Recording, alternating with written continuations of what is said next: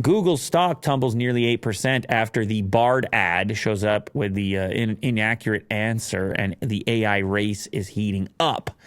People are like, let me go get some of that Microsoft instead. You don't even know how to Bard properly, Google. You're Barding all wrong. Too many mistakes, and there's one. Yeah, I don't know if it's directly correlated. I always wonder about this when there's like a sort of correlation. And then people are like, okay, well, that must be responsible. It probably played some kind of role, but it can't be the whole deal. It's like, well, when I bent that iPhone and then Apple's stock was suffering, everyone was coming up to me. They're like, yo, Apple lost billions of dollars because of you. And I'm like, I feel like there's other factors here. It was probably a contributing factor, but I feel like there's other factors here at play.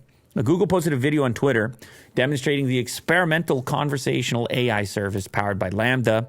And in that, this is what we talked about yesterday, they got something wrong. They got a particular piece of information wrong. Yeah. They said it was in regards to a telescope that took a particular image, and they said, yeah, that's the first one ever to do that. And it turns out it was actually not the case.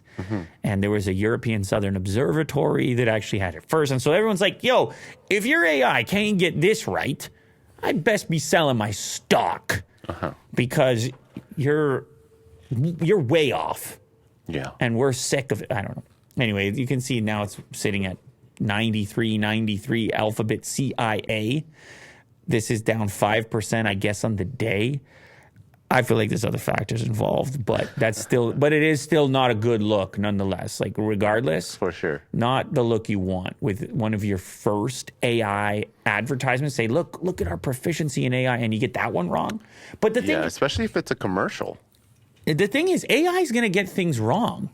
Yeah, that's the thing. That's just pretty obvious to me. It's something that they promoted.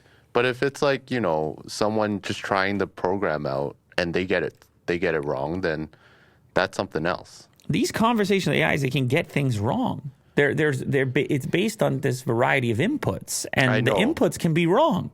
What I'm trying to say is that since it's an ad that they promoted, then it's going to be a lot of eyeballs. Then, it should be right.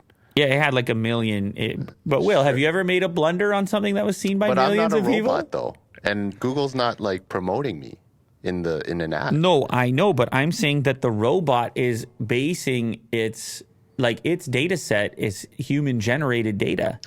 Yeah. So of course human folly is deeply in there. Sure. And no one decided to look at the facts and then just be like, hey, that's not a good question to ask. Yeah, listen, man, there is no end to the potential for humans. Humans are wonky. Like errors for sure.